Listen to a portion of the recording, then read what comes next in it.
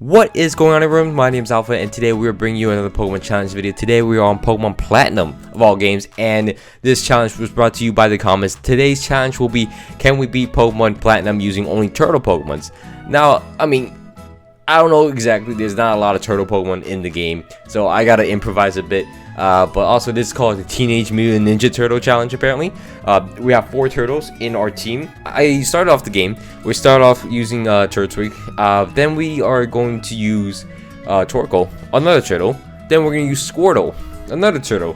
And then here comes the flexibility where I don't know what Shelgon is. I've Google searched it. Apparently people assume it's a turtle, and I'm gonna assume that because it's on my team and it's too late to change the recording. But those are the 4 turtles. All of them are named, and obviously the gray area of what is a turtle and what is not. For obviously Turtwig and Squirtle do stay turtles when they're evolving. However, I decided not to evolve them.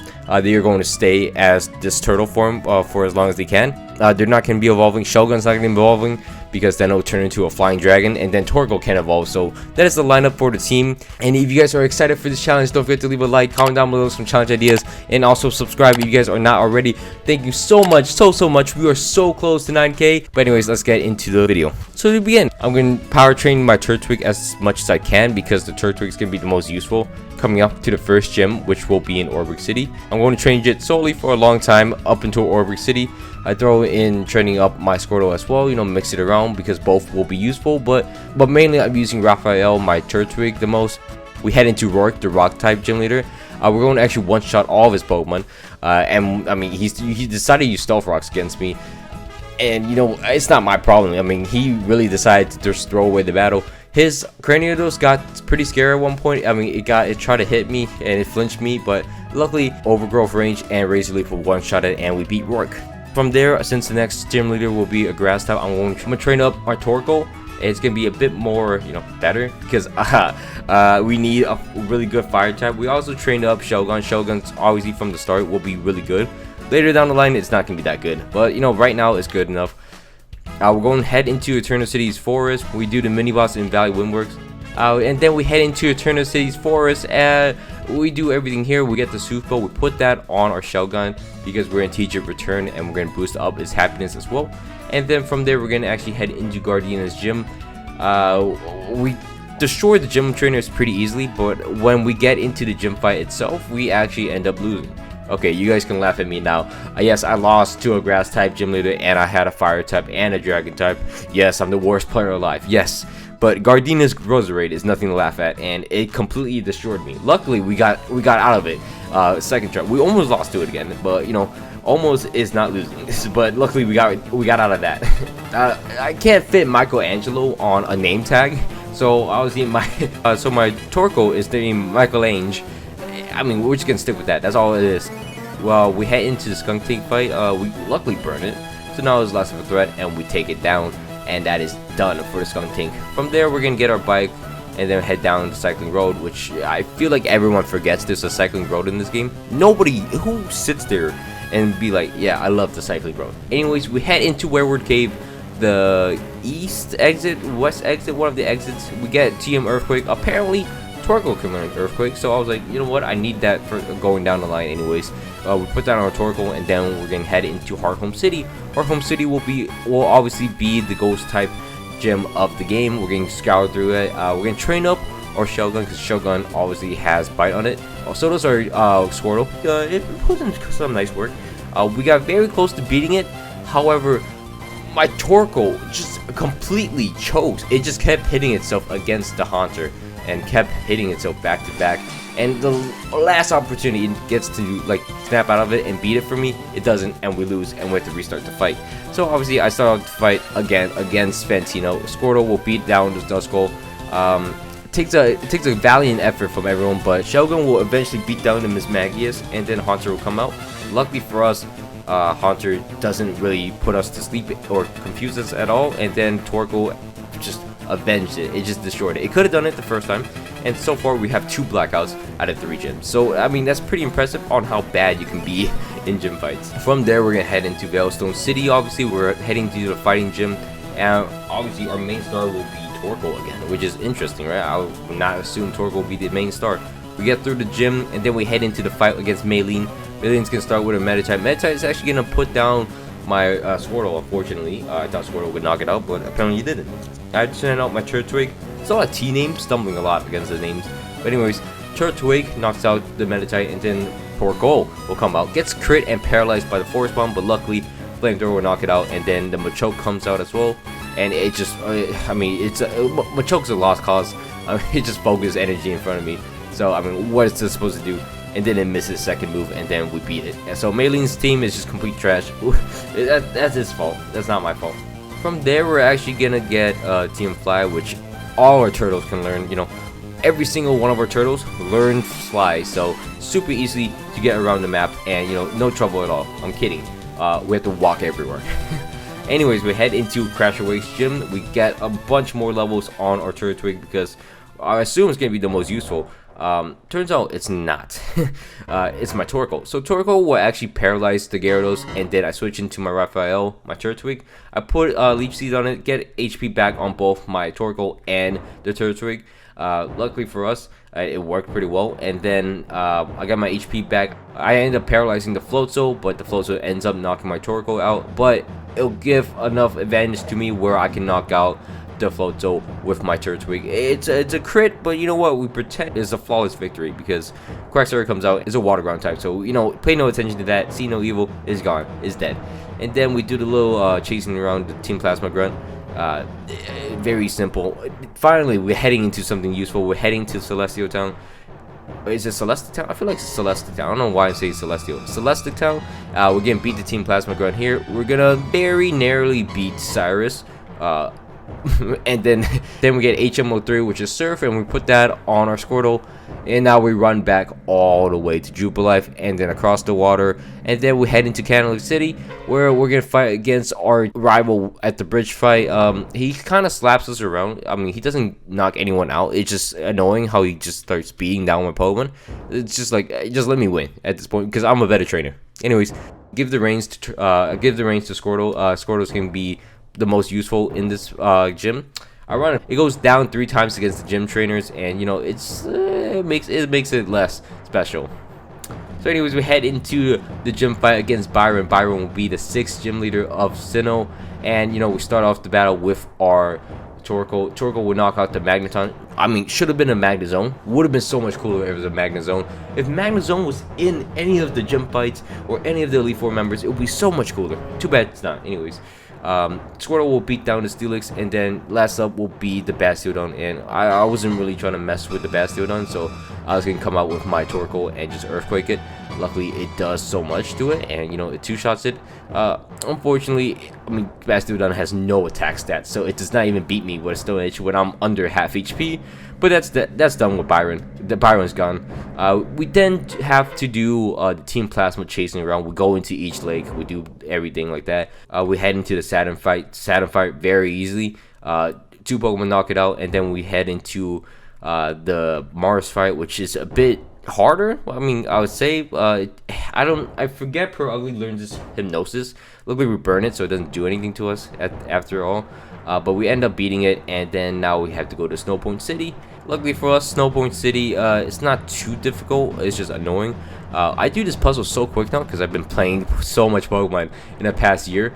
Just like doing challenges. This gym puzzle was so much harder when you were little, and now it's just a breeze. So we head into the gym fight against Candace, and we're gonna start off the bat with our Dragon type. You might call me stupid, because I am, but don't discount me. This is a strategy. I didn't want to get damage on my Torkoal because Torkoal is gonna be the most valuable member. Sacrifice my Dragon type essentially. Send out my Water type against Piloswine. Does not kill it, which is like, okay. Luckily it didn't use any Earthquake or none of that. So, I mean, 2 Surfs will knock it out. Next will be the Abomasnow. Obviously, this is where I keep all my Pokemon. It has Water Pulse, so I was like, okay, I didn't know that. I thought I was going to use Earthquake. We snap through Confusion. We hit it with a Flamethrower. It goes down. 1 shot. Too easy. Next is Frostlass. So, I'm like, okay, Frostlass has Snow Cloak. It's going to use Double Team. So, we just got to Rain Dance, and then hopefully it just starts missing more attacks. That's exactly what it does, as in it hits Blizzard straight through my Turtwig.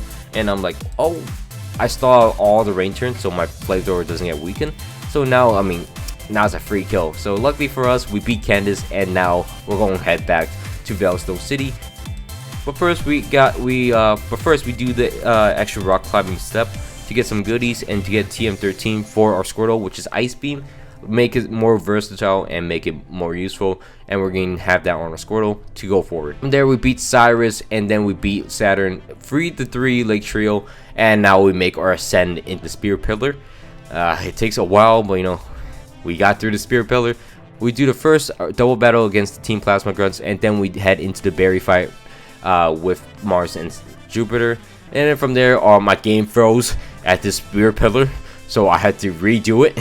Oh my god. Then we do all the little puzzles in the Distortion World, and then we head into the Cyrus fight. The Cyrus fight is not that bad.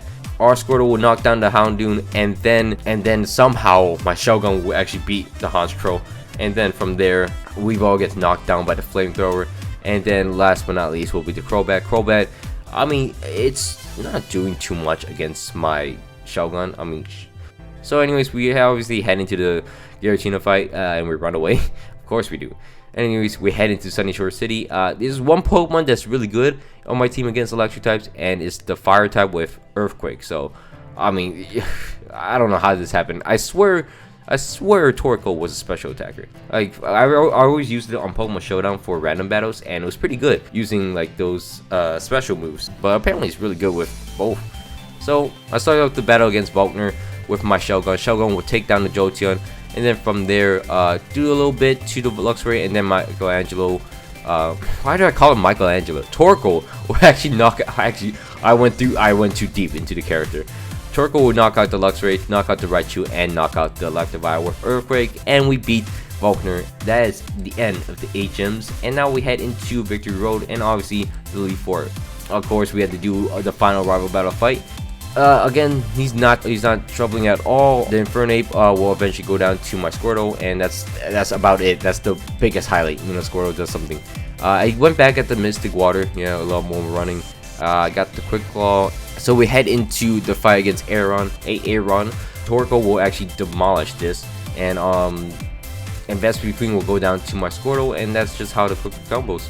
My Torkoal would knock out the rest of his team, and then we actually cleared through Aeron very easily. Next will be Bertha. Bertha will start off with her this is finally something new. We get to use something else besides Torkoal.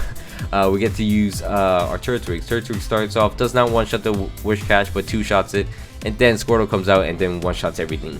And you know, luckily for us, we have a pretty good team. From here, Flint will start out with so we go into Flint's chamber. Flint will start off with his Houndoom. I decided to use my Torkoal for this because Houndoom has Sunny Day, and I've done this challenge before with a Squirtle where it starts setting up Sunny Days and gets annoying. So I start out with my own Torkoal and start weakening it down. Then I send out my Shogun against this Infernape. Infernape versus Shogun. It goes in the way of Shogun, surprisingly. Somehow it went in the way of Shogun. And then my Squirtle gets Giga Impact by the Flareon and dies. So I'm like, well, how did this happen? So we have to send out Torkoal, clutch it up. It beats the Flareon, it beats the Magmortar, and it beats the Rapidash. And then we head into the Lucian fight. The Lucian fight is consisting of a lot of painful moments where I have to restart. I lost a few times against Lucian. Psychic types are hard to handle. I'm not kidding. But eventually the Alex is letting me back into the game, and Shogun will actually knock it out in one shot. Alakazam just went down. Easy, super easy. And then Michelangelo at half HP will actually knock out the Bronzong very convincingly. It outspeeds it too. I use Body Slam trying to paralyze it. It does get paralyzed the first time, and then Flamethrower it down. It hits a Citrus Berry Peak, but it gets paralyzed, and then we could 2-shot it, and down goes Lucian's Gallade with a crit. Obviously, it doesn't matter, but like we could have had that crit a turn earlier and would have like had less stress. So now we're going into the fight against Cynthia. Cynthia's fight is a bit more annoying. Her Spiritomb is the bane of my existence, knocking down my Turtwig, knocking down my Squirtle to low HP as well, so I gotta restart.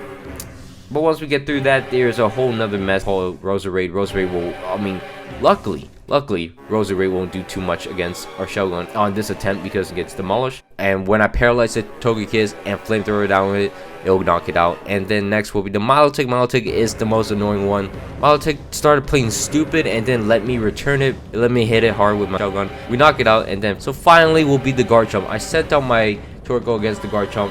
It Earthquakes me. It gets me very, very low, and I Body Slam it. Luckily, it paralyzes. It paralyzes, and it's in the rain. And I'm like, oh, I need a swap. I need a swap into my Squirtle. Luckily, I switch into my Squirtle. Paralyzes. I'm like, thank God. Hydro Pump in the rain. Gets it very low. Gets a Citrus Berry off, but it paralyzes again. And I'm like, yes. Ice Beam doesn't knock it out. Just barely knocks it out. And that's the end of Cynthia. That is the end of the Teenage Mutant Ninja Turtle challenge, and that was a lot of fun. A bit more hectic than I expected, but a lot of fun. I hope you guys enjoyed. Don't forget to leave a like, comment down below some challenge ideas, and also subscribe if you guys are not already. My name is Alpha, and I hope you guys all had a great day. Peace out.